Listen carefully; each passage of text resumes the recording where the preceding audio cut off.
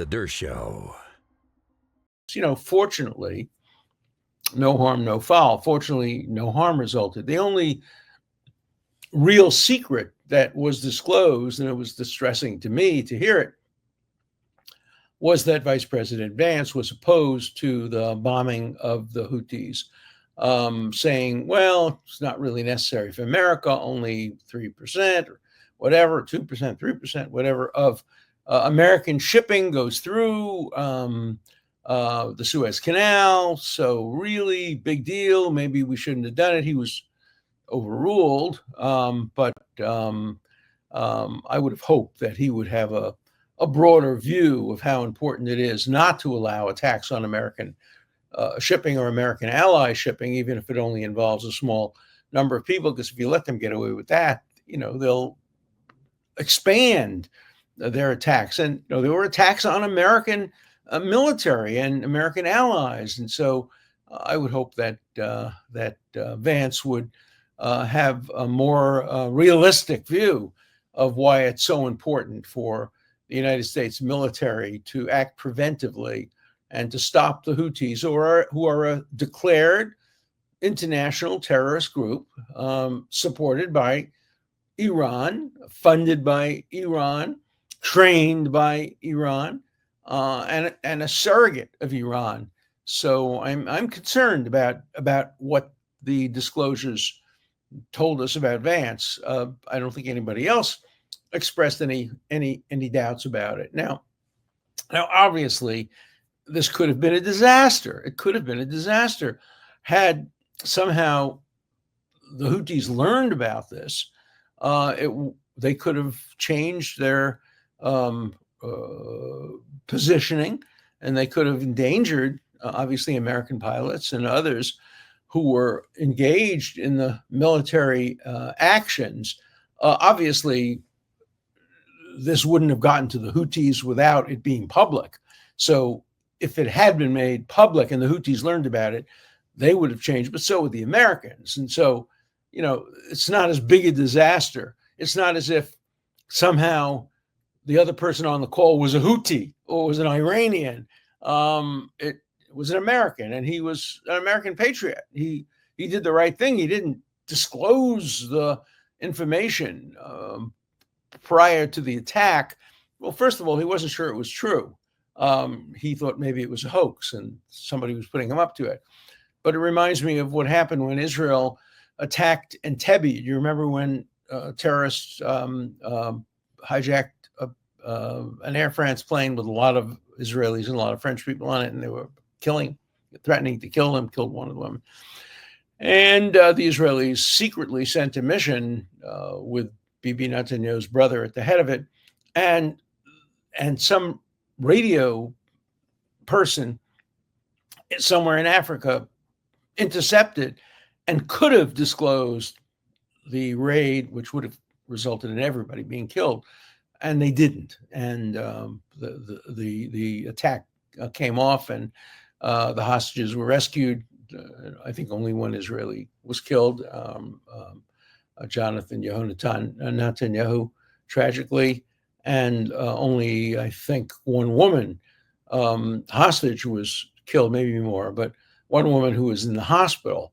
And Idi Amin apparently personally walked up to her and put a gun to her head and killed her in cold blood, or at least ordered her killing in cold blood, just as revenge, because he was so mad that the Israelis had done what they had done. Interestingly enough, that Uganda now has pretty decent relations with Israel. But secrets are important. And, we who believe in the First Amendment and believe in everything should be out there also understand that you can't reveal battle plans in advance. You can't allow the enemy to know what your procedures are and what your tactics are and what your strategy is. And so it's really important not to have this happen.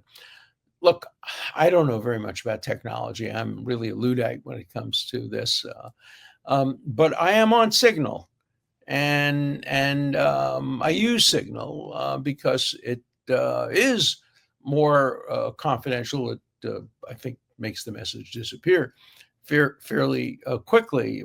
but I don't have any secrets. I mean, I do. I have loyal client secrets, but I don't usually put them online at all. My loyal client secrets, are in my head. I'll go to the grave with them. I don't even discuss loyal client secrets with my wife. And because, it's really, really important for a lawyer never to disclose what a client told him any more than a priest should ever disclose what a penitent told him. And so secrecy is very important. Confidential is very important.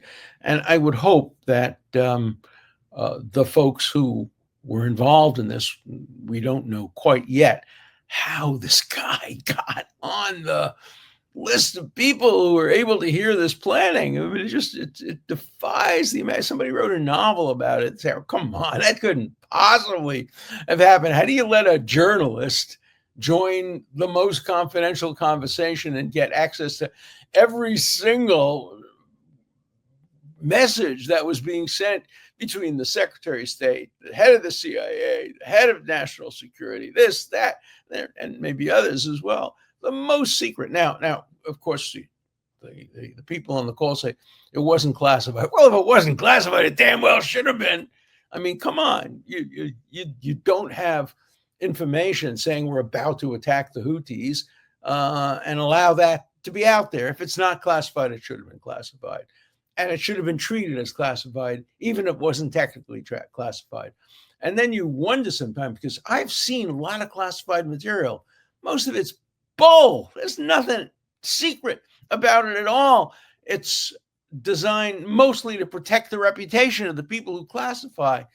And this is on both sides of the political, all sides of the political spectrum. Classification is misused. It's overused. Here, it was underused. It should have been classified. Nobody should have had access to this planning except for the people who were on a need-to-know basis. Eyes only, need to know. That's the way it should be. But it wasn't. And so it was a screw-up.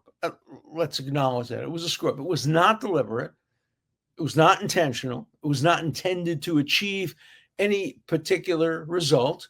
It was just a screw-up. It's not going to happen again. You can be assured, probably, ultimately, it was a good thing that this happened, because no damage was done, no harm was done. And believe me, Signal is out of business when it comes to being a platform on which these secrets can be shared. You make a mistake once, hey, it's understandable. This mistake is not going to be made a second time.